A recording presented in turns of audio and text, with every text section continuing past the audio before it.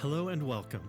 Syncing your Exodus mobile wallet to your Exodus desktop wallet is quick and easy. If you're starting a new mobile wallet, click on the I already have a wallet selection from the Getting Started screen.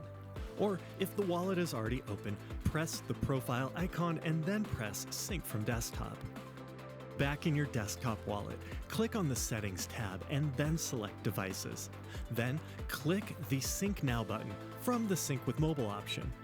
Please note, your wallet must be backed up and a password set to use the syncing function. Unlock your wallet with your password and then click Scan the QR code button to reveal the QR code. Back in your mobile wallet, click Sync from Desktop to activate the camera.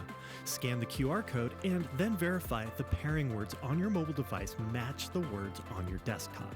Then, click Confirm in your desktop wallet. Your mobile wallet will then begin the syncing process, which will restart the wallet and restore it. The restore process will only take a few minutes, and once complete, a confirmation screen will let you know you're all set. Now you're ready to take your blockchain assets anywhere.